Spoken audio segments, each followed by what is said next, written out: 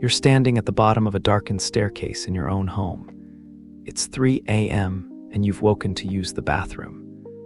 The stairs creak under your weight in a rhythm you know by heart, yet tonight each groan of wood seems to carry a different tone, almost like a voice. The hallway stretches before you, familiar furniture casting unfamiliar shadows in the moonlight filtering through windows. For just a moment, your home, this place where you've lived for years, feels like it belongs to someone else. Or perhaps something else belongs here with you. This sensation, this transformation of the familiar into the uncanny, has haunted humanity since we first built shelters and called them home. We've shared our dwellings with unexplained sounds, mysterious cold spots, and the persistent feeling of invisible presence for thousands of years. Tonight on Midnight Deep Dive, we're stepping through the threshold of the world's most mysterious dwellings. So settle in, close your eyes, and let yourself drift peacefully as we uncover why the places we call home sometimes feel like they're calling back to us from the other side of an invisible veil. Long before we had electric lights to banish the darkness or scientific explanations for strange sounds, our ancestors lived intimately with the mysterious. Their homes weren't just shelters from weather and wild animals. They were spaces where the living and the dead, the earthly and the spiritual, existed side by side in an uneasy but accepted coexistence. The ancient Romans had a remarkably sophisticated understanding of household spirits. They believed every home was protected and inhabited by the Lares, guardian deities who watched over the family and the physical structure of the dwelling itself. These weren't frightening ghosts in the modern sense, but rather benevolent presences that required regular offerings and respect. Roman families maintained small shrines called lararia in their homes, usually near the hearth, where they would leave food, wine, and prayers for their household spirits. Alongside the Lares were the Penates, spirits who protected the family's food stores and inner sanctum. These beings were so integral to Roman domestic life that when families moved to new homes, they would ceremonially carry representations of their Penates with them, essentially transplanting their spiritual protection to the new location. The Romans understood something profound. A house becomes a home partly through the invisible presence that inhabits it, whether you call that presence spirits, memory, or simply the accumulated energy of daily life. But not all ancient household spirits were friendly. The Romans also feared the Lemures, restless spirits of the dead who hadn't received proper burial rites or who harbored grudges against the living. During the festival of Lemuria each May, Roman fathers would perform midnight rituals to appease these troubled spirits, walking barefoot through their homes while throwing black beans over their shoulders and chanting protective formulas. Imagine the scene. A household patriarch moving through darkened rooms, the only sound his whispered incantations and the soft patter of beans hitting the floor, all to maintain peace with the unseen residents of his home. Medieval Europe inherited and transformed these beliefs. The Catholic Church officially rejected pagan household spirits, but common people continued to believe their homes were occupied by various entities. In England, brownies were thought to complete household chores at night in exchange for small offerings of food. In Germany, kobolds inhabited homes and could be helpful or mischievous depending on how they were treated. These weren't exactly ghosts of the dead, but rather spirit beings who chose to attach themselves to particular dwellings. The first documented haunted house story in the Western tradition comes from a letter written by Pliny the Younger around 100 CE.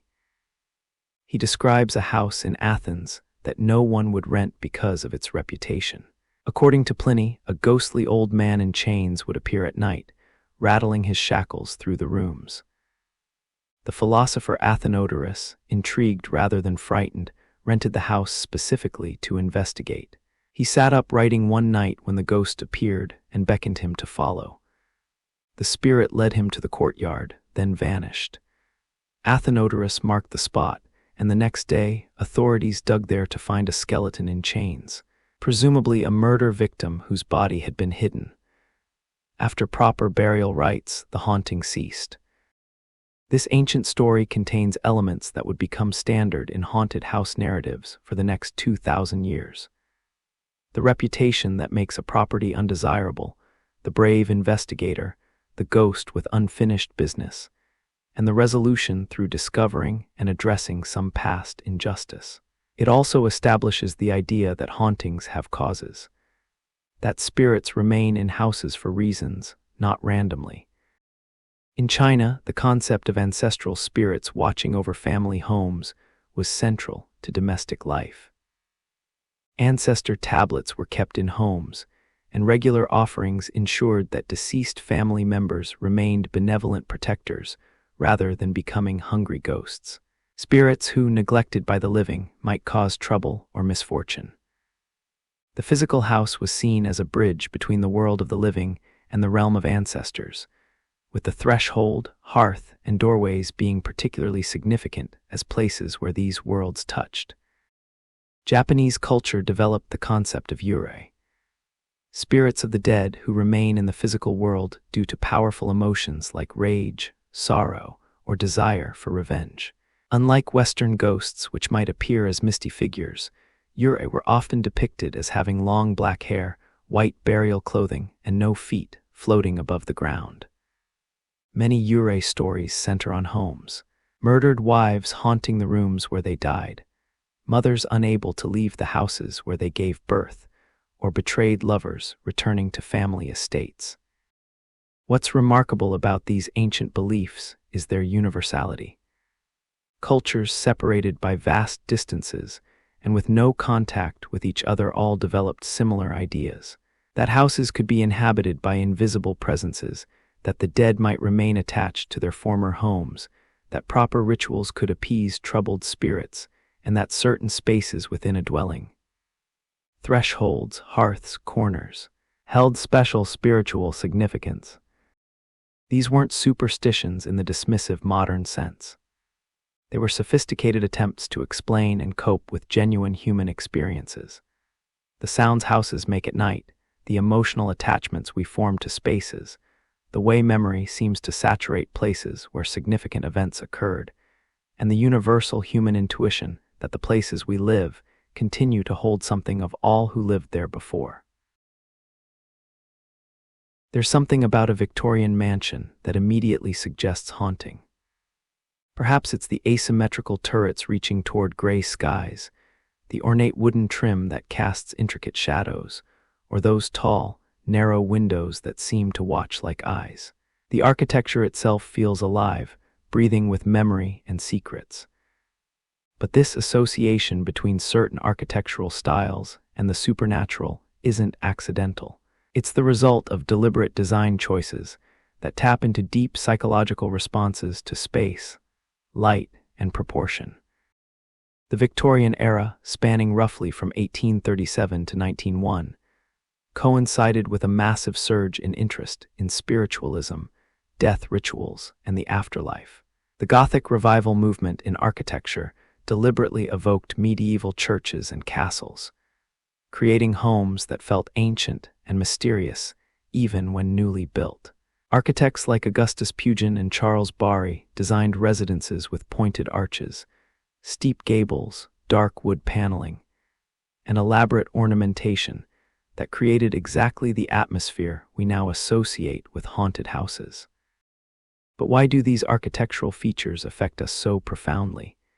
The answer lies in how our brains process spatial information. High ceilings and vertical elements trigger a sense of the sublime, awe mixed with a touch of fear, because they make us feel small and vulnerable. Long, narrow hallways create tunnel vision and limit our peripheral awareness, putting us in a state of heightened alertness. Our ancestors survived by being cautious in spaces where predators could hide, and hallways with multiple doorways activate those ancient threat detection systems. The materials used in older homes contribute significantly to their haunted qualities. Wood responds dramatically to temperature and humidity changes, expanding and contracting throughout the day and night. This movement creates the classic creaking and groaning sounds that seem to suggest invisible footsteps or opening doors. Plaster walls and ceilings, especially as they age and develop hairline cracks, can produce settling sounds that seem to come from nowhere and everywhere at once. Cast iron radiators and old pipe systems create their own symphony of clanks, hisses, and mysterious knocks as steam or hot water moves through them. Victorian homes were also built during a transition period in lighting technology. They were designed for gas lighting and later retrofitted for electricity, creating odd shadows and dark corners that modern lighting would simply eliminate. The placement of light fixtures in these homes often leaves significant areas in shadow, and our brains are hardwired to pay attention to darkness. It's where threats traditionally hid. Consider the Victorian staircase, often the centerpiece of these grand homes. Stairs are liminal spaces by nature, transitional areas between floors that belong fully to neither. In Victorian design, staircases often featured landings, turns, and changes in direction that made it impossible to see the entire flight from bottom or top. This architectural choice creates uncertainty and anticipation. You can hear someone on the stairs without seeing them, or catch glimpses of movement through banisters without being able to identify the source. Threshold spaces in general carry psychological weight. Doorways represent transitions between states, between public and private, between day spaces and night spaces, between safety and vulnerability.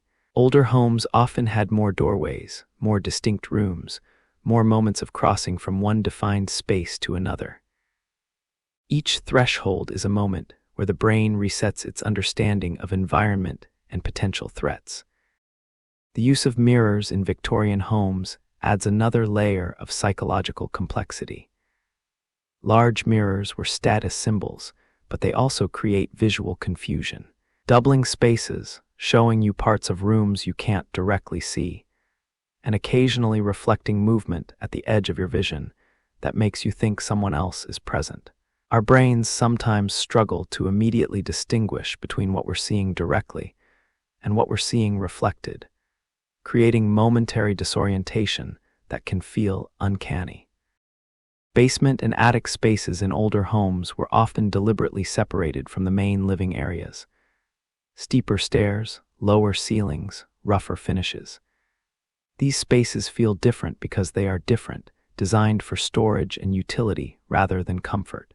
But they also tend to be colder or hotter than the rest of the house, darker, and filled with the accumulated possessions of previous occupants. They're spaces that hold the past more tangibly than frequently updated living areas. The phenomenon of old house smell is real and contributes to the atmosphere. Older building materials release volatile organic compounds as they age. Wood continues to release its natural scent decades after being cut. Plaster, old adhesives, and deteriorating paper in walls all contribute distinctive odors. Our sense of smell is closely linked to memory and emotion, and these scents trigger associations with age, abandonment, and the past, all of which prime us to interpret our experiences in that space as potentially supernatural. Modern architecture, in contrast, tends toward openness, light, and simplification. Open floor plans eliminate hiding places and unknown spaces. Large windows flood interiors with natural light. Smooth drywall and synthetic materials are dimensionally stable and don't creak or groan. Central heating and air conditioning maintain constant temperatures, eliminating the dramatic day-night temperature swings that cause old houses to speak. In some ways, we've designed the ghost right out of our homes, or at least made it much harder for our imaginations to conjure one.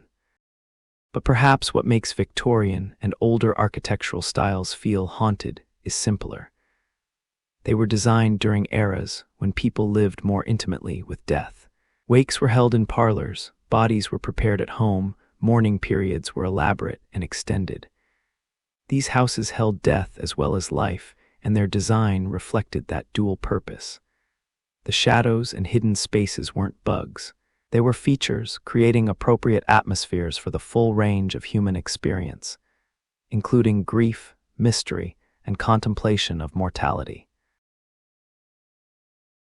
Some houses become more than homes. They become legends, their addresses synonymous with the supernatural.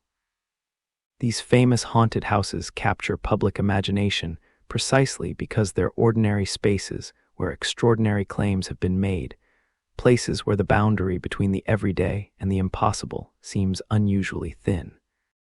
The Winchester Mystery House in San Jose, California stands as perhaps America's most elaborate architectural response to supernatural belief.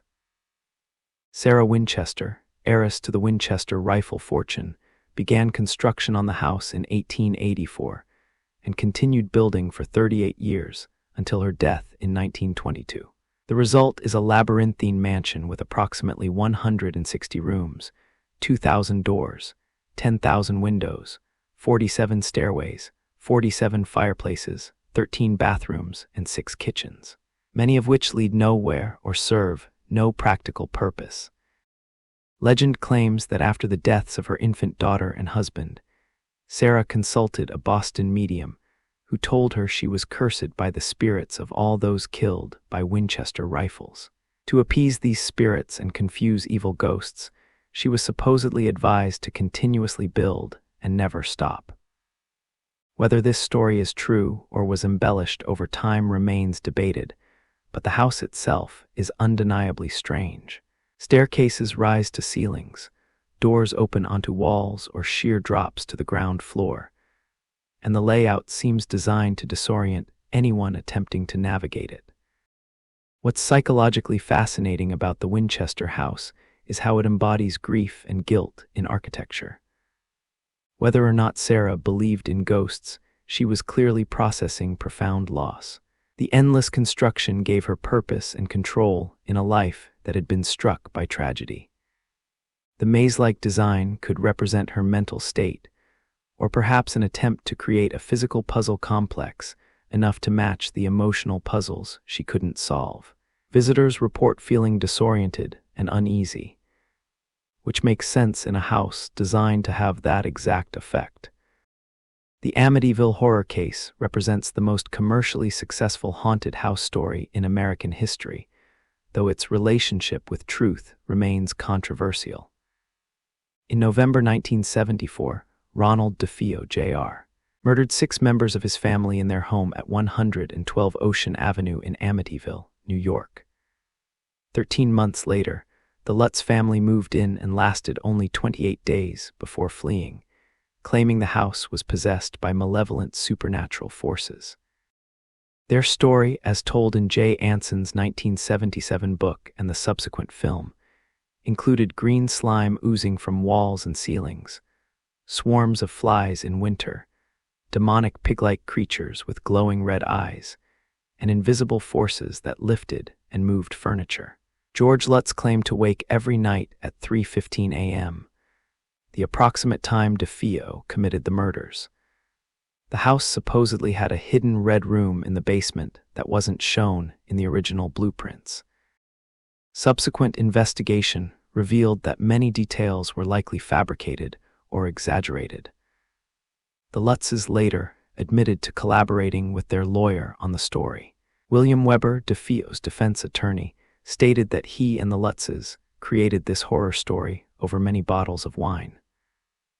Paranormal investigators who visited the house found no evidence of supernatural activity. The numerous families who have lived there since report nothing unusual. Yet the Amityville story endures because it touches on genuine fears. That houses can be contaminated by violent acts, that we might inadvertently move into a space still charged with past trauma, that evil can soak into physical spaces and wait for new victims. The story also reveals how compelling narratives can be constructed around ambiguous experiences, how cultural expectations shape interpretation of unusual events, and how financial incentives can motivate supernatural claims. Borley Rectory in Essex, England, built in 1862, was dubbed the most haunted house in England by paranormal researcher Harry Price. The claims were extraordinary. A ghostly nun who walked the grounds, phantom coaches, mysterious writing appearing on walls, spontaneous fires, flying objects, and persistent cold spots. The rectory was destroyed by fire in 1939 under mysterious circumstances, but reports of paranormal activity in the ruins continued for years. Price conducted extensive investigations there during the 1930s and published 2 books about his findings. However, subsequent research has cast significant doubt on his claims. Some phenomena Price reported appear to have been exaggerated or fabricated. The nun was likely a combination of local legend, misidentification, and possibly deliberate hoaxing. The mysterious wall writing was potentially produced by Price himself, or with his knowledge. What's instructive about Borley Rectory is how it demonstrates the role of investigators in creating and perpetuating haunting narratives. Price had professional and financial incentives to find spectacular evidence. His presence, equipment, and expectations may have influenced witnesses' interpretations of their experiences. The case shows how easily suggestion, expectation, and desire for significance can transform ordinary events into supernatural narratives. Japanese haunted house traditions differ significantly from Western ones, often focusing on specific spirits with detailed backstories. Himuro Mansion, though its actual existence is debated, has become famous through Japanese horror games and films. According to the legend, the mansion was the site of gruesome deaths related to a failed family ritual. The curse supposedly causes anyone who enters to experience violent deaths. This legend reflects distinctly Japanese concerns about family honor, ritual obligations, and the consequences of failed spiritual duties. The Japanese concept of onryo, vengeful spirits who return due to powerful emotions, differs from Western ghosts by emphasizing the ghost's active malevolence and the karmic justice behind their haunting. These spirits don't just remain in houses. They specifically target those who wronged them or who disturb their rest. The Myrtles Plantation in Louisiana claims to be one of America's most haunted homes, built on land that was supposedly a Native American burial ground. The most famous ghost is Chloe, said to be a former enslaved person who was hanged for accidentally poisoning the family's children. Visitors and staff report seeing her figure in a green turban, experiencing cold spots, hearing children's voices, and witnessing a chandelier that sways without wind. Historical research has complicated these stories. There's no record of a person named Chloe on the plantation, and death records don't match the story of poisoned children. However, the plantation does have a documented history of violence, death, and the horrors of slavery.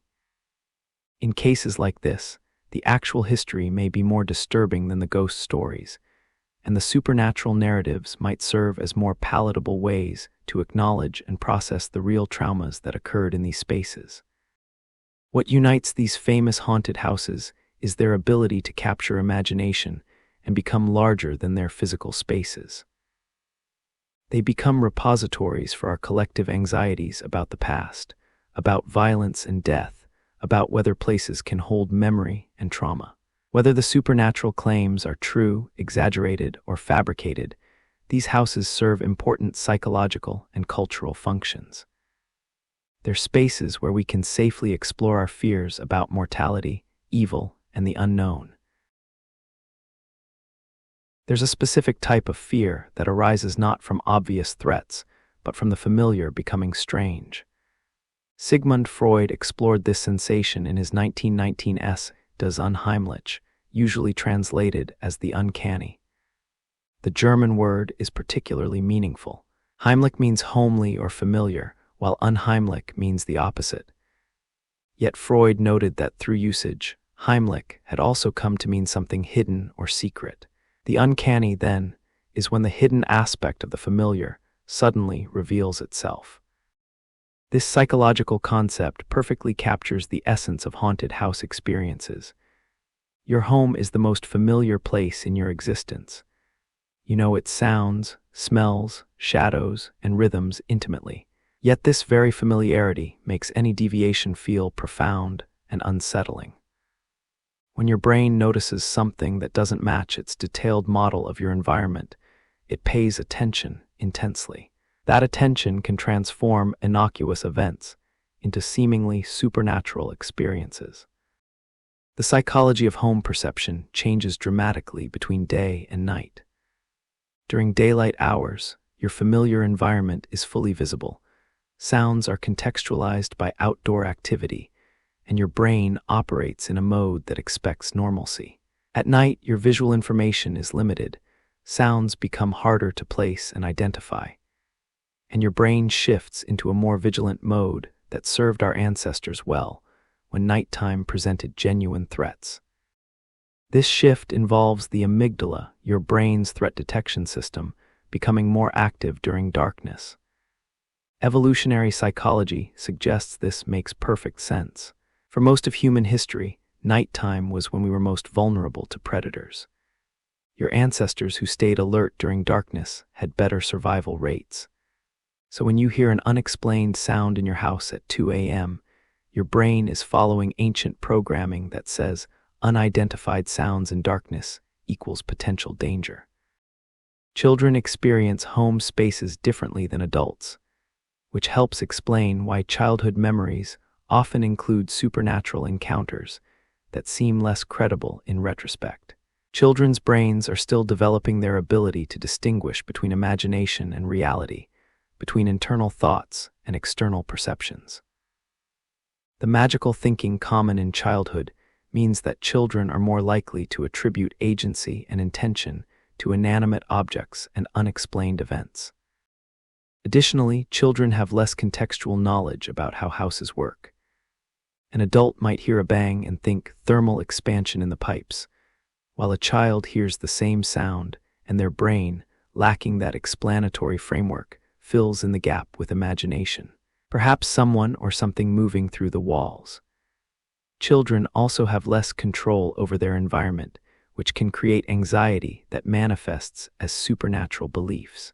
Believing that a friendly ghost protects them, or even that a scary ghost is the source of problems, can be more comforting than the reality that they're small and powerless in a large, confusing world. Cognitive biases play enormous roles in how we interpret ambiguous experiences in our homes. Confirmation bias means that once you suspect your house might be haunted, you'll notice and remember events that support this belief, while discounting or forgetting events that contradict it. That door you found open could have been your own error, but it fits better into a haunting narrative, so it's weighted more heavily in memory. Pattern recognition, while generally useful, can create false positives. Our brains evolved to detect patterns, seeing faces in clouds, hearing voices in wind, finding meaning in randomness. Because false positives, seeing a predator that isn't there, were less dangerous than false negatives, missing a predator that is there. In your home, this means your brain might detect patterns in random events, creating a narrative of intentional haunting from coincidental occurrences. The power of suggestion cannot be overstated. Studies have shown that people told a location is haunted will report more unusual experiences than people exploring the same location without that information. If you know previous occupants reported paranormal activity, or if you watch a horror movie before going to bed, your expectation will shape your perception. Your brain, primed to detect supernatural activity, will find it, or at least interpret ambiguous stimuli as supporting that framework. Isolation intensifies all these psychological effects. Humans are social creatures, and being alone, especially at night, puts us in an unnatural state. Without other people to provide reality checks and alternative interpretations, our imagination has free rein. This is why paranormal experiences are more commonly reported by people who are alone than by groups. It's not that ghosts are shy. It's that other people provide competing frameworks for understanding events. The mere ownership effect also plays a role. Once you own a home, you become deeply invested in it, emotionally, and financially. Admitting that your home might have problems, even supernatural ones, requires acknowledging a mistake or accepting a situation you can't easily change. Some people resolve this cognitive dissonance by embracing the haunting as a feature rather than a bug, telling stories about their friendly ghost rather than confronting the financial and emotional costs of moving. Sleep states create particularly rich opportunities for uncanny home experiences. Hypnagogic hallucinations, occurring while falling asleep, and hypnopompic hallucinations, occurring while waking, can involve vivid sensory experiences that seem completely real. You might hear voices, see figures, feel touches, or experience absolute certainty that someone else is present. These hallucinations occur in the borderland between sleep and waking, in your own bed, in your familiar room, the perfect recipe for interpreting them as supernatural rather than neurological. Every house has its own voice, a unique acoustic signature composed of creaks, groans, whispers, and knocks that its occupants learn to recognize and interpret. Understanding the physical sources of these sounds demystifies some haunted house experiences, while also revealing just how remarkably active houses really are, constantly moving and adjusting in ways that can seem eerily intentional. The most fundamental sound in any house is the settling process. Despite the implication that houses eventually settle and become quiet, they're actually in constant motion, responding to changes in temperature, humidity, and the slow but inexorable effects of gravity. Wood, which forms the structure of most homes, is hygroscopic. It absorbs and releases moisture from the surrounding air. When humidity increases, wood swells. When it decreases, wood contracts. This movement creates stress at every joint, nail, and connection point in the structure.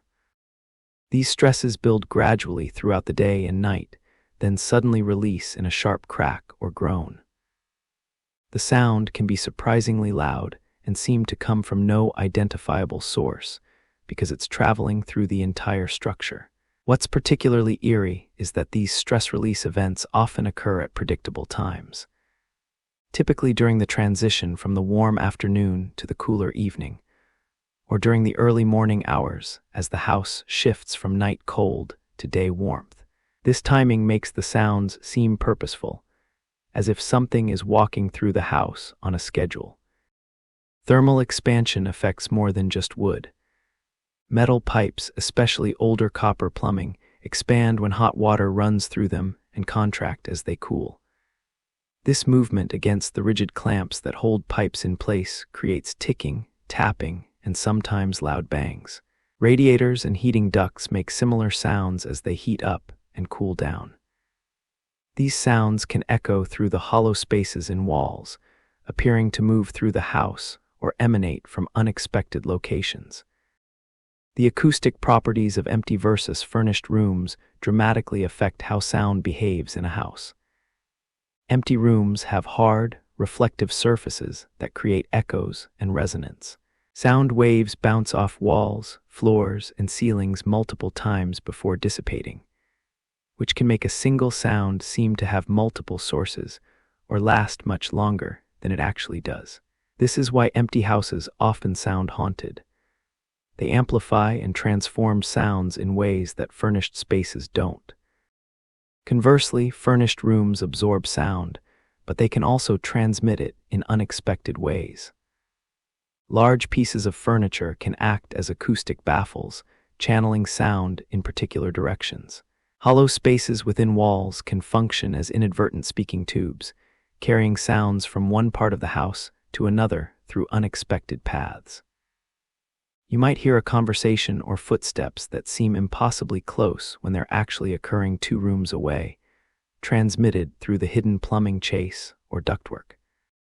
Infrasound, sound frequencies below the range of human hearing, typically below 20 Hz, has been implicated in many haunted house experiences. While we can't consciously hear infrasound, we can sense it, and it has documented physiological effects. Studies have shown that infrasound can cause feelings of unease, anxiety, chills, and the sensation of a presence in the room. It can even cause visual disturbances by resonating with the human eyeball at certain frequencies, potentially explaining some ghost sightings. Natural sources of infrasound in homes include large appliances like furnaces and air conditioning systems, which can create low-frequency vibrations. Wind moving across chimneys or ventilation systems can generate infrasound, particularly in older homes with more complex roof geometries. Traffic, especially large trucks on nearby highways, creates infrasound that penetrates building structures easily because low-frequency sounds aren't easily blocked by walls. Researcher Vic Tandy famously investigated a reportedly haunted laboratory and discovered that a newly installed ventilation fan was producing infrasound at 18.9 Hz, very close to the resonant frequency of the human eye. This infrasound was causing visual disturbances, peripheral vision anomalies that people interpreted as ghosts, and feelings of unease among laboratory workers. When the fan was adjusted, the haunting ceased. This case demonstrates how environmental factors can create genuinely unsettling experiences that are entirely physical in nature, yet easily interpreted as supernatural. The speed of sound through different materials creates timing effects that can seem paranormal. Sound travels through solid wood or steel much faster than through air. This means you might hear a sound through the structure of the house before you hear it through the air, creating a disorienting echo effect or making a sound seem to come from multiple locations simultaneously. This is particularly common with footsteps from upper floors. You hear the structural impact first, then the airborne sound, creating the impression of footsteps both above you and beside you. Wind interacting with houses creates an enormous variety of sounds. It can whistle through tiny gaps in windows or doors, create pressure differences that cause doors to swing open or slam shut, and even generate standing waves in chimneys that produce low moaning sounds. The wind patterns around a house are complex and influenced by nearby trees, buildings, and terrain, which means the sounds it creates can vary with season and weather in ways that seem mysterious if you don't understand the underlying physics. Water in pipes creates its own acoustic environment. Water hammer, the sharp bang when water flow is suddenly stopped, occurs when fast-moving water is abruptly halted by a closing valve, creating a pressure wave that can shake pipes loudly. Air trapped in pipes can create gurgling, whooshing, or knocking sounds as water flows around it. In older homes with galvanized steel pipes, mineral deposits narrow the interior diameter, increasing water pressure and sound intensity. The timing of these sounds matters psychologically. We notice sounds more when we're alone, when it's quiet, and especially at night when we're trying to sleep. The same sound that goes unnoticed during the day can seem ominous at 2 a.m. Our brain is also more likely to misattribute sounds during these times, creating narratives about intentional activity when the reality is simple physics performing its constant, unconscious work. Some of the most convincing haunted house experiences have entirely biological explanations that have nothing to do with the supernatural. Yet they're no less terrifying for the people experiencing them. These environmental and physiological factors can create hallucinations, altered states of consciousness, and genuine sensory experiences that are completely indistinguishable from supernatural encounters. Carbon monoxide poisoning has been discovered as the explanation for several supposed hauntings. This odorless, colorless gas is produced by incomplete combustion in furnaces, gas appliances, and blocked chimneys. At low levels, carbon monoxide causes headaches, dizziness, nausea, confusion, and visual and auditory hallucinations. Prolonged exposure can cause memory problems and personality changes. People experiencing carbon monoxide poisoning often report feeling a presence in their home, seeing shadowy figures, and experiencing depression and anxiety. One famous case involved a woman who was convinced her apartment was haunted by a malevolent entity that left threatening messages on her walls. She reported blackouts and time periods she couldn't account for. Investigation eventually revealed dangerously high carbon monoxide levels from a faulty heater. The threatening messages were actually notes she had written herself during periods of co-induced confusion and then forgotten. The entity was her own poisoned brain, creating dissociative experiences. Carbon monoxide is particularly insidious in older homes with aging heating systems, blocked chimneys, or poor ventilation. The symptoms can develop slowly over time, creating chronic experiences that seem like persistent haunting rather than acute poisoning. People might attribute their symptoms to supernatural influence rather than environmental toxins, especially if symptoms improve when they leave the house, getting fresh air, and worsen when they return.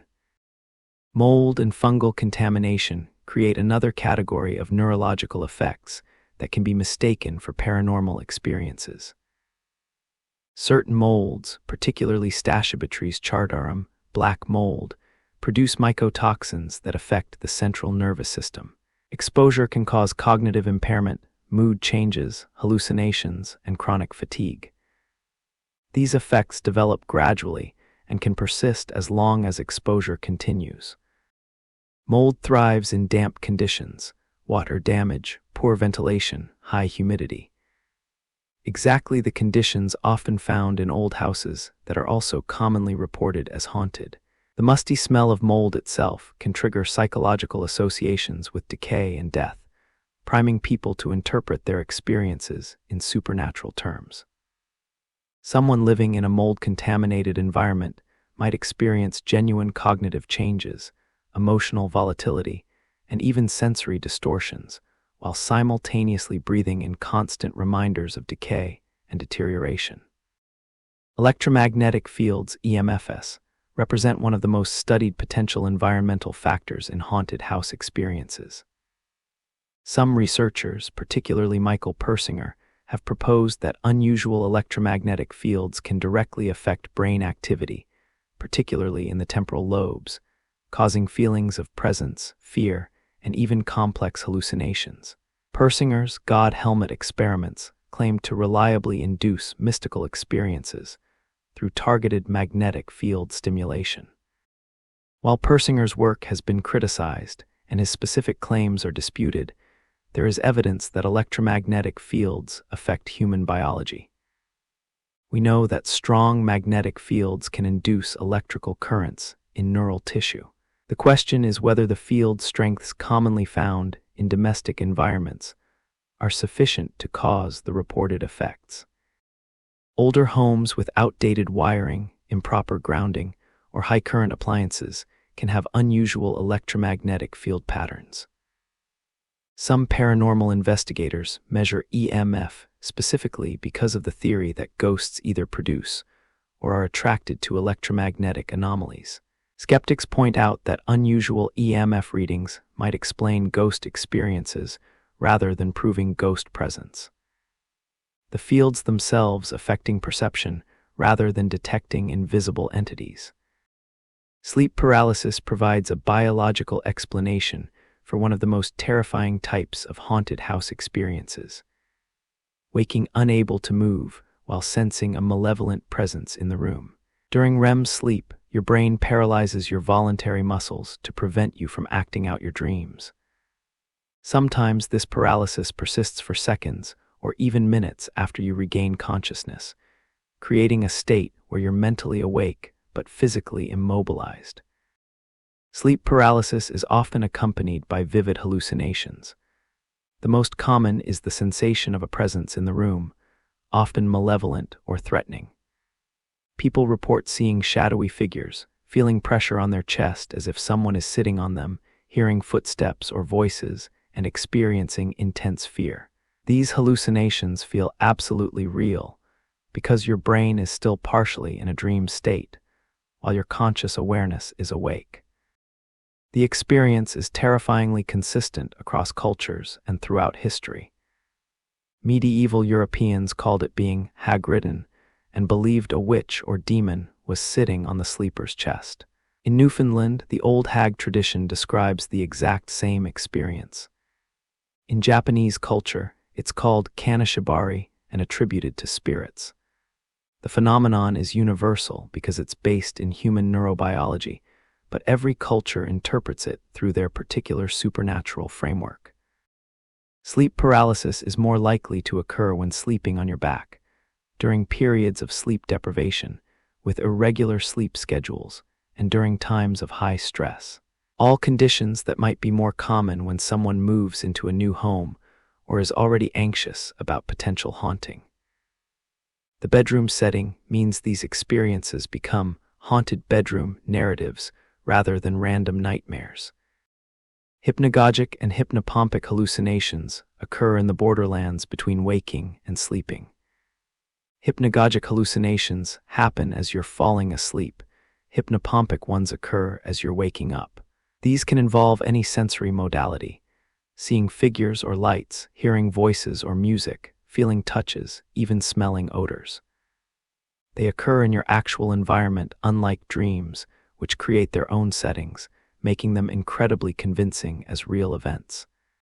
These hallucinations are surprisingly common. Up to 70% of people experience them at some point. But they're not widely discussed, so people experiencing them often don't recognize them as a known neurological phenomenon. When you see a figure standing at the foot of your bed as you're falling asleep, your brain logs it as something that happened in your bedroom, not as a dream. The next morning, you remember it as a waking experience, not a sleep-related one. Circadian rhythms influence how we perceive our homes throughout the day and night. Human beings have natural fluctuations in body temperature, hormone levels, and brain chemistry that follow roughly 24-hour cycles. During the night, particularly in the early morning hours between 2-4 a.m., body temperature drops to its lowest point, melatonin levels are high, and cortisol begins to rise in preparation for waking. This is also when people report feeling most vulnerable and experiencing the most intense paranormal encounters. This timing isn't coincidental. The 3 a.m. phenomenon, the idea that 3 a.m. is the witching hour when paranormal activity peaks, might actually reflect the biological reality that this is when we're most physiologically vulnerable and psychologically suggestible. It's when our circadian rhythms are at their lowest point, when we're most likely to wake briefly and experience disorientation, and when any unusual experience will be most frightening and memorable. Infrasound's effects on human biology extend beyond just creating feelings of unease. Research has shown that exposure to infrasound can cause fatigue, depression, feelings of pressure in the ears, blurred vision, and respiratory difficulties. These symptoms, experienced in one's home without an obvious source, could easily be interpreted as supernatural affliction. The person doesn't feel well in their house, but all the symptoms disappear when they leave. Classic haunting behavior that has a completely physical explanation. The power of expectation and placebo effects should not be underestimated. Studies have shown that people who believe they're sensitive to electromagnetic fields will report symptoms when they think they're being exposed, even if the equipment is turned off. Similarly, people who believe in ghosts and expect to experience something paranormal in a particular location are significantly more likely to report unusual experiences, regardless of whether anything objectively unusual is happening. This isn't to say people are lying or foolish. The placebo effect is a real biological phenomenon where belief and expectation trigger genuine physiological changes. If you believe your house is haunted and you're on high alert for signs of paranormal activity, your stress hormones will elevate, your sensory systems will become more sensitive, your pattern recognition systems will work overtime, and your interpretation of ambiguous stimuli will favor supernatural explanations. You're creating a feedback loop where belief generates experiences that reinforce belief.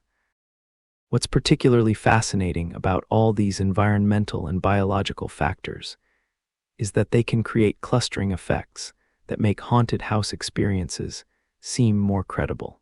Carbon monoxide or mold doesn't affect just one person. everyone in the house will be exposed, meaning multiple family members might have similar experiences. Sleep paralysis tends to run in families and is more common during stressful periods, meaning it might affect multiple household members during the same general timeframe. This concordance of experiences across different people creates compelling evidence for haunting when the reality is shared environmental exposure or shared biological vulnerabilities. Beyond straightforward environmental explanations, some theories about haunted houses occupy a fascinating middle ground between conventional science and the supernatural. These ideas attempt to explain paranormal experiences through mechanisms that, while not yet proven, draw on concepts from physics, neuroscience, and information theory. They suggest that houses might indeed hold memories and energy from past events, but through natural rather than supernatural processes. The stone tape theory, first popularized by British archaeologist T.C. Lethbridge in the 1960s, and later dramatized in a television play, proposes that buildings and objects can somehow record traumatic or emotionally charged events and play them back under certain conditions. The analogy is to magnetic tape recording sound. Perhaps materials like stone, brick, or metal can record psychic or emotional energy and later release it, creating what appear to be ghostly apparitions or residual hauntings.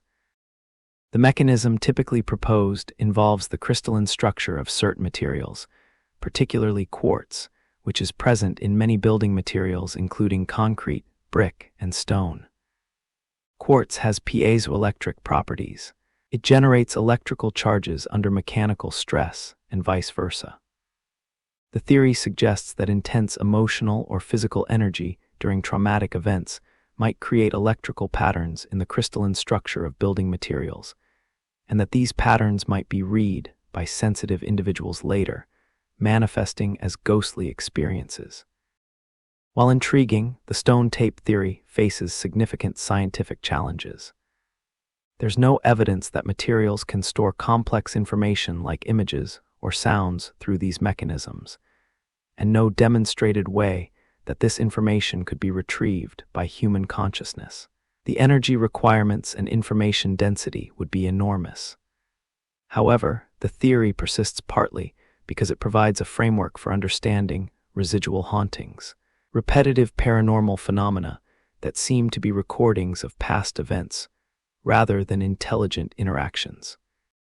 Quantum consciousness theories represent an even more speculative attempt to explain paranormal phenomena through physics.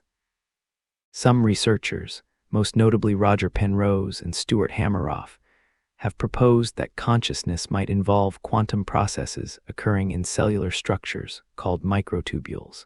While this theory is controversial and not widely accepted in mainstream neuroscience, some paranormal researchers have attempted to extend it further. The idea is that if consciousness has a quantum component, it might not be entirely bound by normal spatial and temporal constraints. Quantum entanglement, where particles remain connected regardless of distance, gets invoked as a potential mechanism for psychic phenomena. The quantum multiverse interpretation, where reality continuously branches into multiple possibilities, gets drawn in to explain precognition or retrocognition.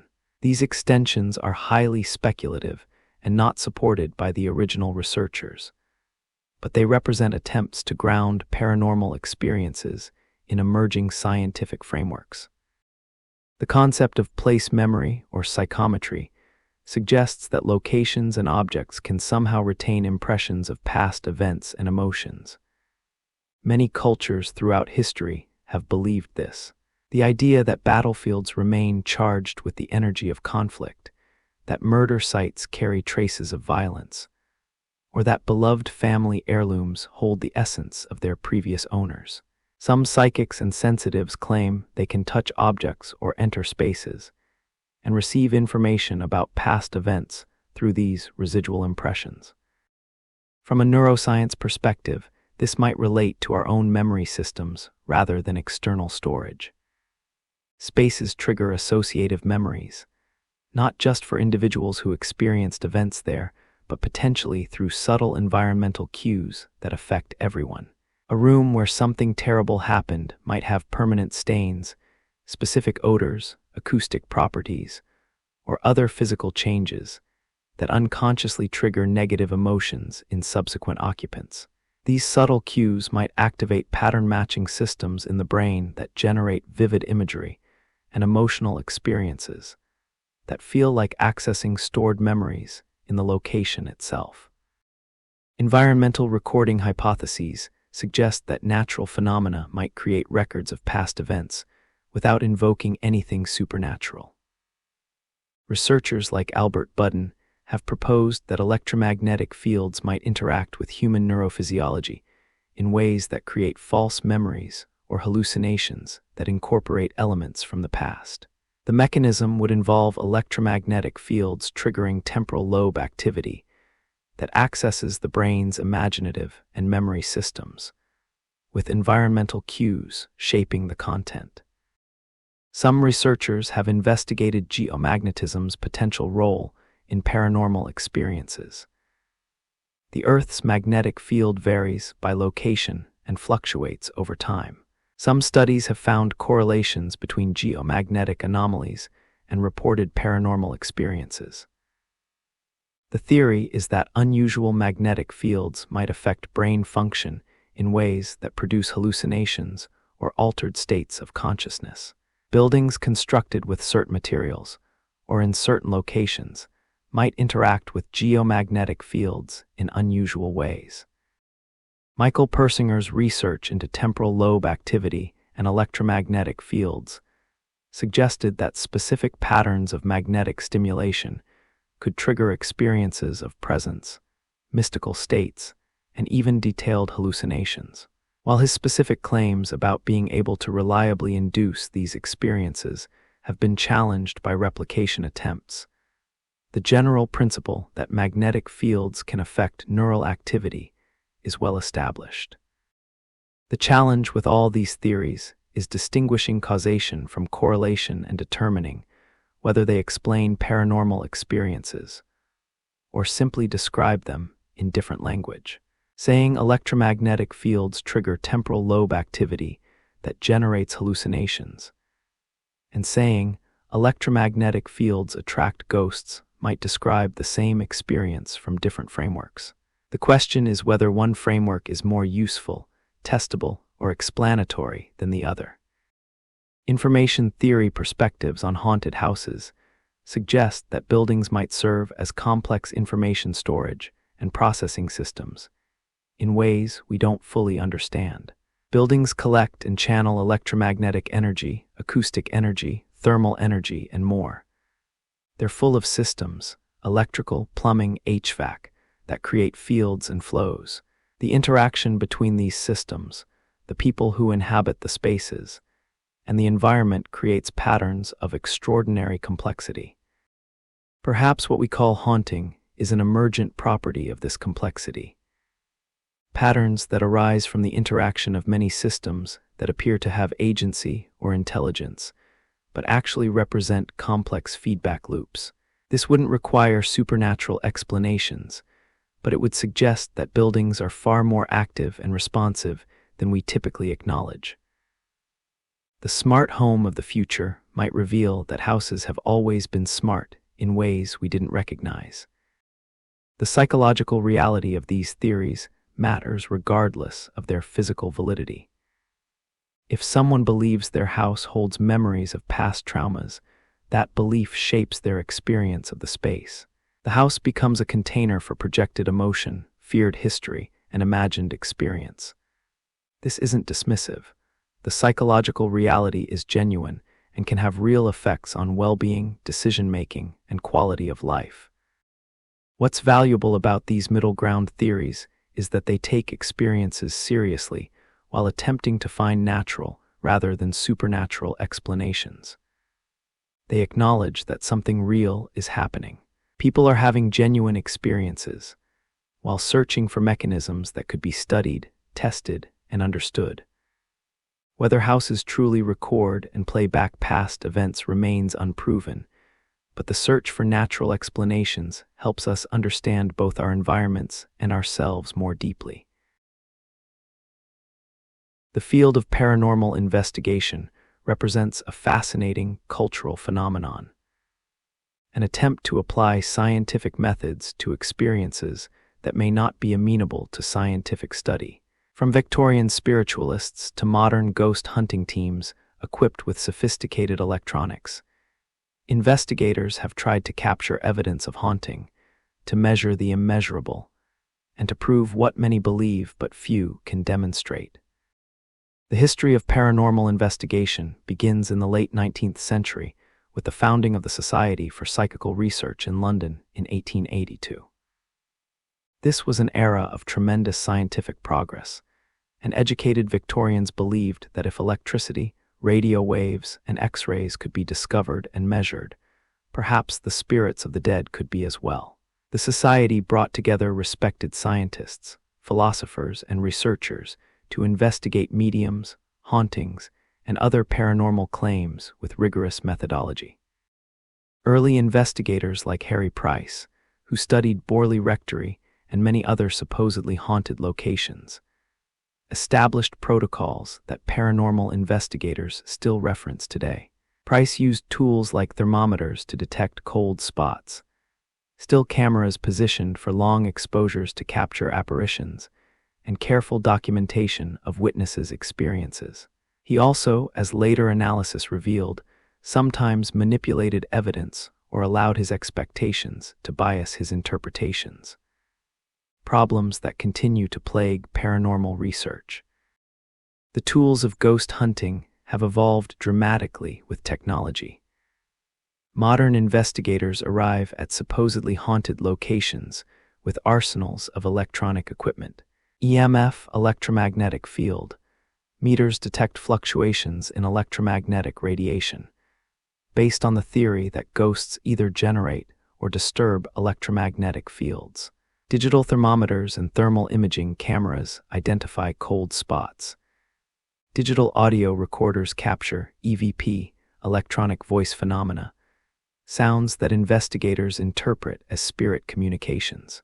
Motion sensors, night vision cameras, and infrared illuminators allow surveillance in complete darkness. The question skeptics raise is whether this equipment actually detects ghosts, or simply detects normal environmental variations that investigators interpret as ghostly. EMF meters do measure electromagnetic fields, but they also respond to wiring problems, electronic devices, solar activity, and numerous mundane sources. Temperature fluctuations occur naturally in buildings due to drafts, air currents, and differential heating.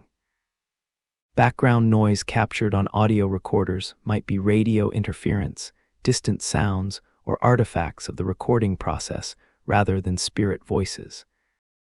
The EVP phenomenon deserves special attention because it demonstrates how pattern recognition can create meaning from randomness. When you listen to white noise or unclear audio with the expectation of hearing words, your brain will often oblige by finding patterns that sound like speech. This is auditory pareidolia, the same process that makes you hear words in the random sounds of a running shower. Investigators who tell you, listen closely, you'll hear a voice saying, get out, are priming your interpretation. Once you're told what to hear, you often can't unhear it. The scientific method requires controlled conditions, repeatability, and falsifiability. Paranormal phenomena, by their nature, seem to resist these requirements. Ghosts reportedly appear unpredictably, behave inconsistently, and can't be summoned for controlled testing. Attempts to create controlled experiments in haunted locations run into the problem that the location itself is a variable that can't be controlled. You can't have a control haunted house that's identical except for the ghost. The role of investigator bias is enormous and often unacknowledged. Most paranormal investigators believe in ghosts before they begin investigating. They're motivated by that belief to spend time and resources pursuing evidence. This creates confirmation bias, where ambiguous data gets interpreted as supporting the belief. Negative evidence, nights where nothing happens, equipment malfunctions that have prosaic explanations, gets forgotten, while positive evidence, unclear photos, ambiguous audio, unusual EMF readings, gets emphasized and shared. The cultural impact of television shows about paranormal investigation has been profound. Programs like Ghost Hunters and its many successors have popularized specific investigation methods, particular interpretations of equipment readings, and a general approach to haunted locations. They've also created entertainment imperatives that might conflict with serious investigation. Dramatic footage makes for better television than careful, methodical documentation of nothing happening. The need to produce engaging content each episode might influence what gets emphasized or how evidence gets presented. Skeptical investigators have made valuable contributions by attempting to reproduce paranormal evidence through natural means. Joe Nickell, a prominent skeptical investigator, has shown how many supposedly paranormal photographs can be explained by light leaks, lens flares, dust particles, insects, or deliberate hoaxing.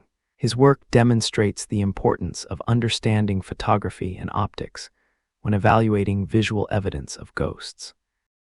The orb phenomenon provides a perfect example of how normal physics gets misinterpreted as paranormal. Beginning in the late 1990s, investigators using digital cameras began capturing photographs filled with mysterious bright circles or orbs, often in supposedly haunted locations. Many interpreted these as spiritual energy or ghost manifestations. Skeptical analysis revealed that orbs are simply out-of-focus dust particles, water droplets, or insects close to the lens, illuminated by the camera's flash. The digital camera's sensor characteristics and flash positioning create perfect conditions for orb photographs, which is why they became common exactly when digital cameras became widespread.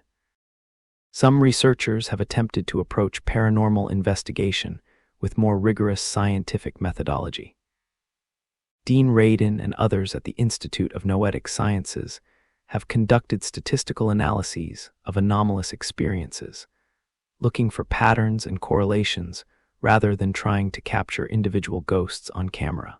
Their work suggests that while individual paranormal claims often don't hold up to scrutiny, there might be subtle statistical anomalies in human experience and cognition that deserve further study.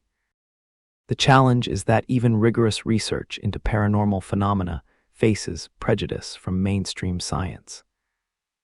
Academic researchers who show interest in studying paranormal claims risk their reputations and careers. Funding for such research is scarce. Peer-reviewed journals are reluctant to publish results that claim paranormal effects. This creates a situation where serious investigation is difficult, and the field is left to enthusiasts and believers whose methods may not meet scientific standards. The replication crisis in psychology and other sciences has revealed that even mainstream research often fails to meet the standards of reproducibility we assume science requires. In this context, demanding perfect methodological rigor from paranormal research, while acknowledging that conventional science also struggles with replication, raises interesting questions about what we're willing to accept as evidence and why. Perhaps the most honest conclusion is that paranormal investigation has not yet produced compelling, reproducible evidence of ghosts or hauntings that would convince the scientific community.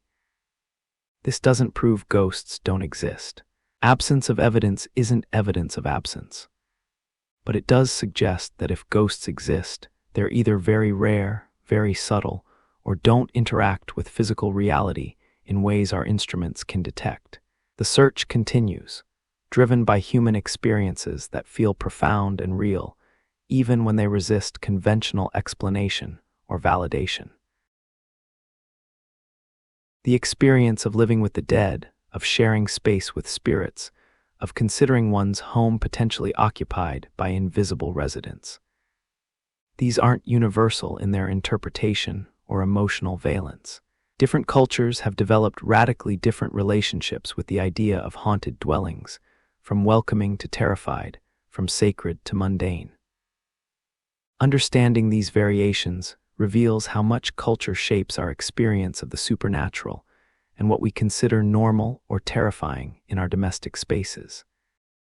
In Mexican culture, the relationship with death and the dead is remarkably intimate and celebratory compared to many other Western traditions. During Dia de los Muertos, Day of the Dead, families create elaborate altars in their homes, inviting the spirits of deceased loved ones to return for a visit. These aren't hauntings in the frightening sense. They're joyful reunions, opportunities to share food, stories, and love with family members who have crossed over. The home becomes a threshold space where living and dead commune peacefully. The ofrenda offering altar transforms the home into a welcoming space for spirits.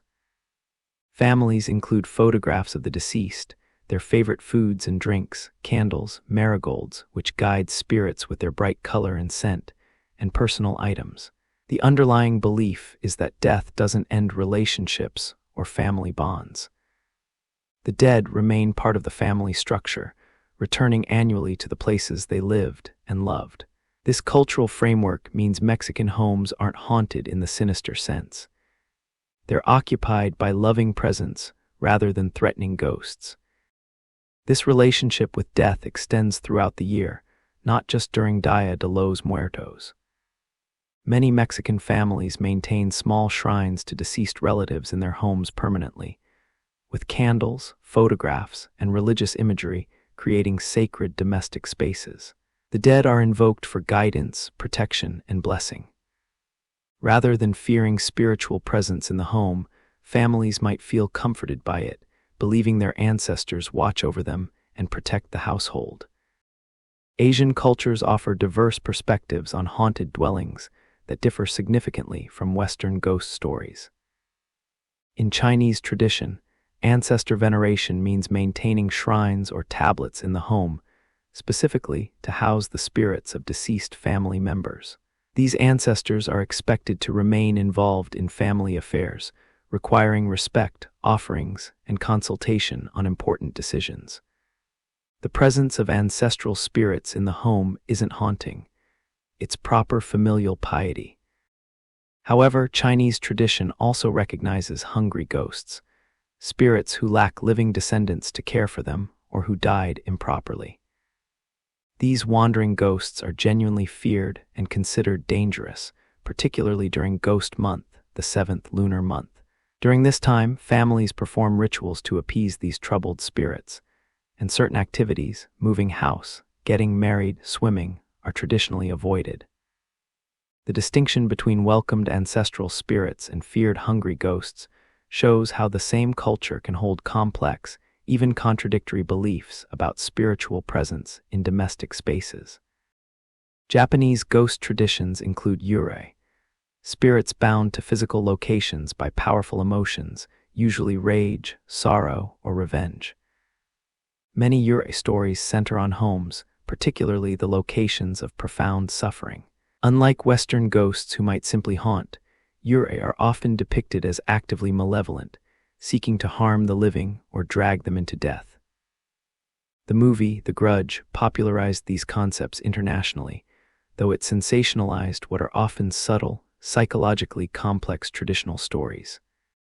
Japanese culture also recognizes the concept of psychologically stigmatized property, jikobuken, homes where deaths occurred, particularly violent deaths, must be disclosed to potential buyers or renters, and typically sell for significantly less than equivalent properties. This legal recognition of haunting, or at least of the psychological impact of knowing about deaths in a dwelling, represents a cultural acknowledgement that homes can be spiritually contaminated in ways that affect value and desirability. In contrast, Korean tradition includes friendly household spirits called seoningsin that protect the home and family. These spirits require small shrines or offering spaces, typically in the kitchen or near the main entrance. Neglecting these spirits might cause household misfortune, but they're not inherently frightening. Similarly, the Gyeosung Saja are spirits that guide the dead to the afterlife, functioning more like psychopomps than threatening ghosts. Korean homes thus exist in a spiritual ecology where multiple types of beings might be present, each with specific roles and requiring appropriate respect. African traditional beliefs about ancestors and dwelling spaces vary enormously across the continent's diverse cultures, but many share the understanding that ancestors remain active in the lives of their descendants. In many West African traditions, the deceased are consulted for guidance, blamed for misfortunes if neglected, and celebrated through regular ceremonies. Homes might include shrine rooms or specific areas designated for ancestor veneration. The ancestors are considered the most powerful protection a family can have. Their presence is desired, not feared. The Yoruba tradition, which influenced African diaspora religions like Santeria and Candomblé, includes the concept of Egun, ancestors, who can be invoked for protection and guidance. Practitioners maintain elaborate shrines in their homes where ancestors are honored with offerings, prayers, and sometimes animal sacrifices. The spiritual presence isn't hidden or denied. It's the entire point of the shrine, creating an intentional portal for ancestral interaction. Indigenous traditions across the Americas often emphasize the relationship between land and spirits more than between buildings and hauntings. The spiritual significance attaches to the place, the land itself, rather than to constructed dwellings. This creates a different framework where houses built on spiritually significant land might be affected by the land's energy or inhabitants, rather than accumulating their own haunting from human events. Some Native American traditions include practices for blessing new homes and harmonizing them with the land's spirits, acknowledging the need to integrate human dwellings into existing spiritual landscapes. The concept of spirit houses in Southeast Asian traditions, particularly in Thailand, offers another approach to managing spiritual presence. Small ornate structures on poles are placed outside homes and businesses to provide dwelling places for protective spirits. The logic is that if spirits have their own attractive housing, they won't need to inhabit or disturb human dwellings. These spirit houses receive daily offerings and maintain the spiritual ecology of the property. What becomes clear from examining these diverse traditions is that haunted house is far from a universal concept. Some cultures welcome spiritual presence in domestic spaces as protective and connecting living generations with their ancestors. Others carefully segregate human and spirit dwellings, creating designated spaces for each. Some see spiritual presence as neutral, requiring appropriate respect and offerings regardless of whether spirits are good or evil. And some, particularly modern Western secular culture, deny spiritual presence entirely, while simultaneously being fascinated and frightened by ghost stories. The haunted house as we understand it today has been shaped as much by literature and popular culture as by actual paranormal experiences. Writers, filmmakers, and storytellers have created our expectations about how ghosts behave, what haunted houses look and feel like, and what these supernatural encounters mean. In many ways, we experience hauntings through the lens these artists have provided, making it difficult to separate genuine paranormal experience from culturally constructed narrative. Edgar Allan Poe essentially created the template for American Gothic horror in the mid-19th century. Stories like The Fall of the House of Usher established the idea that houses themselves could be characters, that buildings could be psychologically alive, reflecting and amplifying the mental states of their inhabitants. In Poe's story, the Usher mansion literally collapses when the family line ends, as if the house and family are mystically connected. This literary device suggested that buildings absorb the histories and personalities of their occupants in ways that transcend simple architecture. Poe's work also emphasized psychological horror over explicit supernatural manifestations. The horror comes from uncertainty, from unreliable narration, from the question of whether the narrator is experiencing something supernatural or something worse, their own disintegrating mind. This psychological approach to horror has remained influential, suggesting that the scariest haunted houses are the ones where we're never quite sure what's real. Henry James's The Turn of the Screw perfected the ambiguous ghost story, where readers are never certain whether the governess narrator is seeing real ghosts or experiencing hallucinations driven by sexual repression and psychological disturbance.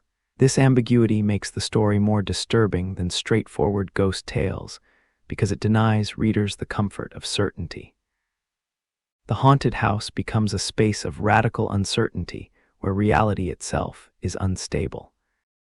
Shirley Jackson's The Haunting of Hill House represents perhaps the pinnacle of psychological haunted house literature. Jackson's opening lines have become famous. Hill House, not sane, stood by itself against its hills, holding darkness within. The house is immediately characterized as psychologically abnormal, with crooked walls, off-center doors, and subtly wrong proportions that create constant disorientation and unease. Jackson never definitively shows us a ghost in Hill House. Instead, she creates an atmosphere of mounting dread through suggestion, implication, and the psychological deterioration of sensitive protagonist Alina. The novel raises the question, is the house haunted, or does it simply provide a stage for Alina's psychological breakdown? The genius is that either explanation works, and both are terrifying. The story suggests that some people in some houses are catastrophically wrong for each other, that certain combinations of psychology and architecture create conditions for horror regardless of whether literal ghosts exist. Stephen King has built a career on the haunted house story, most notably in The Shining and Salem's Lot. King's haunted spaces are explicitly supernatural, but they're also deeply psychological. The Overlook Hotel in The Shining preys on Jack Torrance's alcoholism, rage, and insecurity. The house isn't just haunted. It's intelligently malevolent, identifying and exploiting the specific weaknesses of its victims. This made haunted houses more terrifying by suggesting they weren't just residual haunting or confused spirits, but actively evil intelligence targeting the vulnerable. The film adaptations of haunted house stories have been equally influential in shaping popular understanding. Robert Wise's 1963 film, The Haunting, adapting Jackson's novel, demonstrated how camera angles, sound design, and lighting could create terror without showing anything explicitly supernatural. The bulging door scene, where an invisible force pounds and warps a door while characters cower inside, remains one of cinema's most effective horror sequences precisely because we never see what's causing it. Stanley Kubrick's 1980 adaptation of The Shining transformed King's haunted hotel into a Kafkaesque maze of impossible architecture and ambiguous reality. Kubrick's Overlook Hotel features corridors that change length, windows that appear in impossible locations, and spatial relationships that shift. The film suggests that the horror of haunted spaces might be their fundamental unreality. That houses we thought we understood might not follow the rules of normal physics or geometry.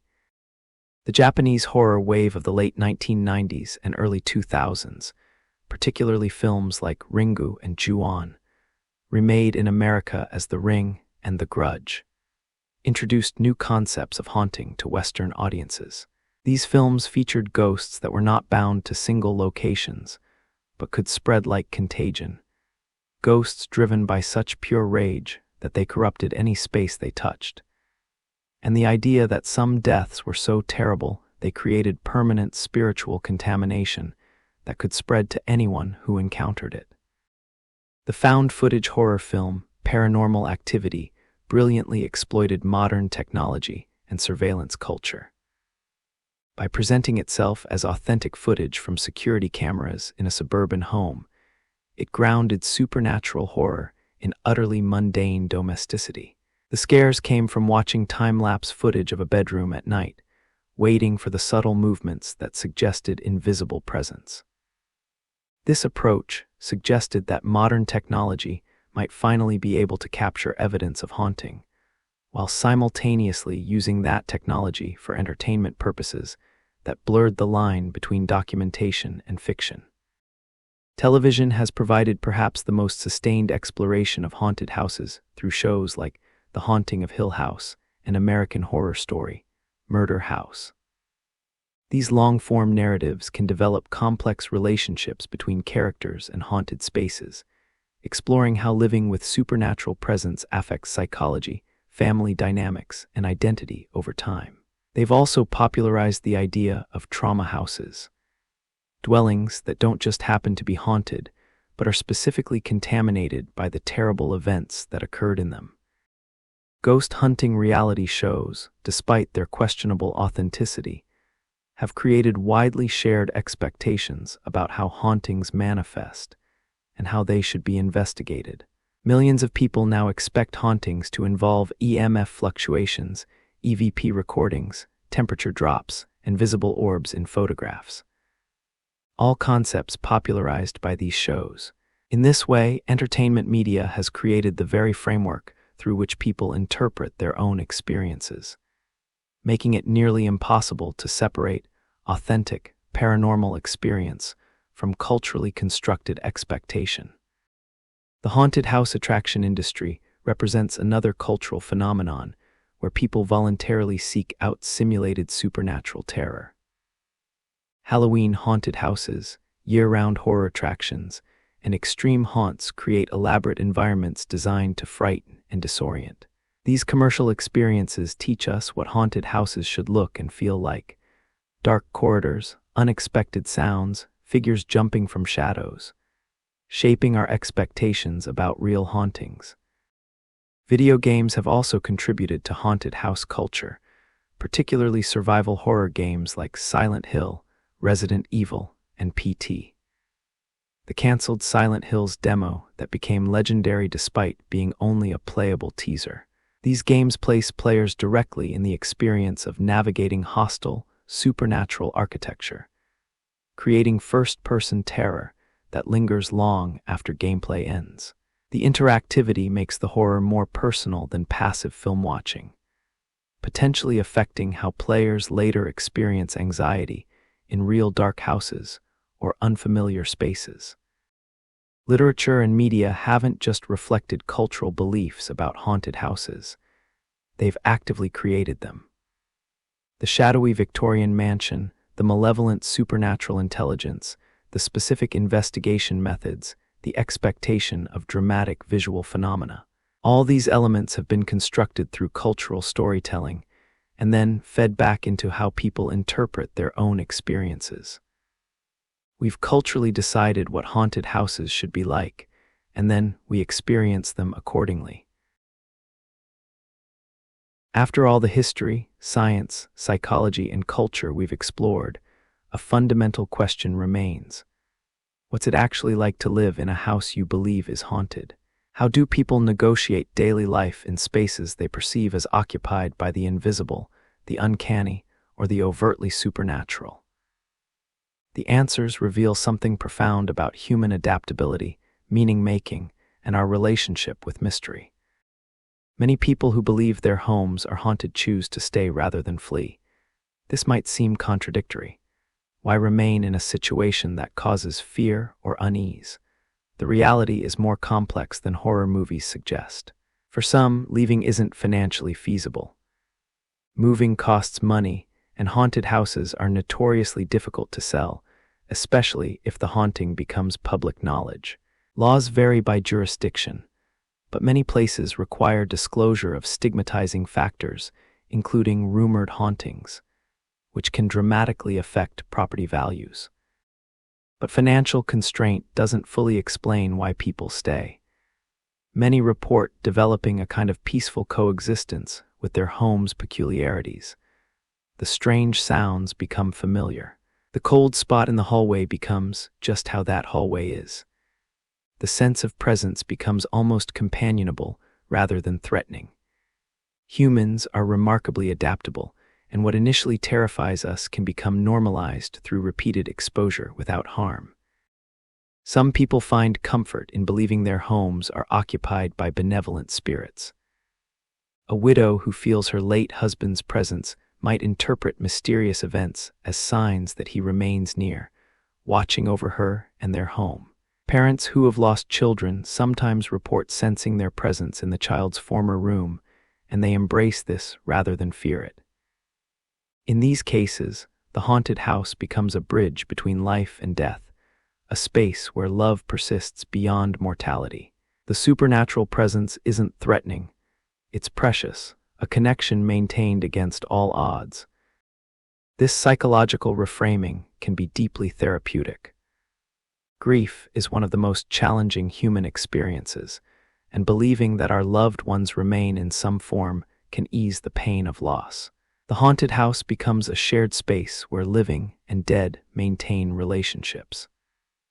Whether these experiences represent genuine spiritual contact or elaborate psychological coping mechanisms might matter less than the comfort and meaning they provide. Other people adopt a more pragmatic approach, treating their home's haunting as one would treat any other household quirk. They develop rituals and accommodations. Don't go in the basement alone. Avoid the attic after dark. Say goodnight to the empty room at the end of the hall. These practices create a sense of control and respect, establishing boundaries that allow cohabitation with whatever might share their space. It's not so different from learning which floorboards creak or which doors stick. Simply understanding your home's peculiarities and adjusting accordingly. The phenomenon of naming the ghost is particularly interesting. Many families give names to their perceived supernatural residents: George the Ghost or the Lady on the Stairs. This naming serves multiple psychological functions. It reduces abstract fear to a concrete entity. It suggests personality and potentially benign intention. It creates the possibility of relationship rather than terror. Once something has a name, particularly a mundane one, it becomes less frightening and more domesticated. The unknowable becomes, if not known, at least familiar. Children raised in houses their families consider haunted often develop remarkable nonchalance about the supernatural. What adults find terrifying, children accept as normal because it's all they've known. They grow up with stories about our ghost as just another family member, and the experience shapes their worldview. Some report that as adults, they're less frightened by ambiguity and uncertainty because they were raised in an environment where the mysterious was simply part of home life. However, not everyone achieves peaceful coexistence. Some people living in houses they believe are haunted experience ongoing distress, sleep disruption, anxiety, and fear. The home, which should be a sanctuary, becomes a source of stress. They might sleep with lights on, avoid certain rooms, or experience constant hypervigilance. In severe cases, the belief that one's home is harmfully haunted can contribute to depression, relationship problems, and significant impact on quality of life. For these individuals, the question becomes, is it the haunting itself causing distress or the belief in haunting? If the same experiences could be reinterpreted through a different framework, say as interesting quirks of an old house rather than supernatural threats, would the distress diminish? This question has important implications because the answer determines the appropriate intervention. If the problem is actual supernatural presence, you need a priest or paranormal investigator. If the problem is anxiety and interpretation, you might need a therapist or educator who can provide alternative explanations. Some people seek out haunted houses intentionally, viewing them as desirable rather than problematic. There's a market for supposedly haunted properties among enthusiasts who find the idea romantic, exciting, or spiritually significant. These buyers might pay premium prices for homes with documented paranormal claims, treating the haunting as a feature that adds character and interest. For them, living with the unexplained is an adventure, an ongoing mystery that makes daily life more engaging. The role of community and shared belief matters enormously in how people experience potentially haunted homes. If your family, friends, and neighbors all believe in and validate your experiences, you're more likely to maintain your interpretation and find ways to live with it. If everyone dismisses your experiences or suggests you're imagining things, you might question your own perceptions, which creates its own type of distress. The feeling that you can't trust your own senses or that others don't take your experiences seriously. Online communities have become important support networks for people living in houses they believe are haunted.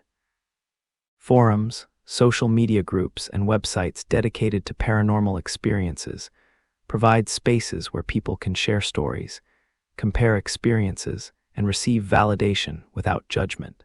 These communities normalize paranormal experiences and provide coping strategies, advice, and solidarity.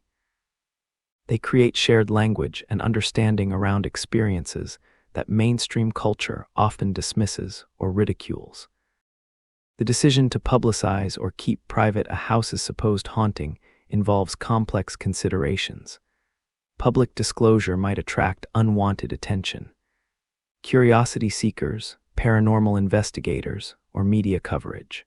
It can affect property values and relationships with neighbors. Children might face teasing at school if their haunted house becomes known. These practical concerns often lead people to keep their experiences private, even when they could benefit from discussing them openly. Some families develop elaborate family narratives around their home's haunting. These stories get passed down through generations, becoming part of family identity and lore. The house where great-grandmother saw the soldier, or the farmhouse with the weeping woman in the attic. These narratives serve multiple functions. They preserve family history, create bonds through shared stories, and give meaning to ambiguous experiences. The haunting becomes heritage, something that makes this particular family unique and interesting. Religious and spiritual practices provide frameworks for many people living with perceived hauntings. House blessings, smudging with sage, religious icons and prayers, protective symbols. These practices create a sense of agency and spiritual protection. Whether they work in any objective sense might matter less than the psychological comfort and empowerment they provide. They transform people from passive victims of supernatural forces into active participants who can influence their spiritual environment. The question of children complicates decisions about how to handle a potentially haunted house. Do you tell your children about the haunting, risking frightening them? Do you pretend nothing unusual happens, potentially making them question their own perceptions if they experience something strange? Do you normalize it, teaching them that houses sometimes have quirks we don't fully understand? Each approach has implications for children's sense of safety, trust in parents, and developing worldview. Ultimately, living with the unexplained requires negotiating uncertainty, which is perhaps the deepest challenge humans face. We want answers, explanations, and clear categories. Either the house is haunted or it isn't. Either ghosts exist or they don't. But reality often refuses such clean categories. Strange things happen that might have multiple explanations or no satisfying explanation at all. Learning to live comfortably with that uncertainty, to acknowledge mystery without requiring resolution, might be what living in a haunted house truly teaches. Tonight, we've wandered through centuries of human experience with the places we call home, exploring how these most familiar spaces can become the sites of our deepest mysteries and most profound fears. We've traced haunted house beliefs from ancient Rome and household spirits through medieval ghost stories to modern paranormal investigation. We've examined the creaking physics of settling structures, the neurological effects of infrasound and electromagnetic fields, the psychology of the uncanny, and the rich diversity of cultural interpretations of spiritual presence in domestic spaces. Thank you for joining me on this journey through the shadowy corridors of haunted houses. If you're already drifting off, then our mission is complete. But if you're still awake, perhaps another deep dive through one of our previous episodes will carry you gently into slumber. Until we meet again in these quiet hours, May you find beauty in the creaks and whispers of your home. May every shadow hold only peace, and may the threshold between the known and unknown feel like an invitation rather than a threat.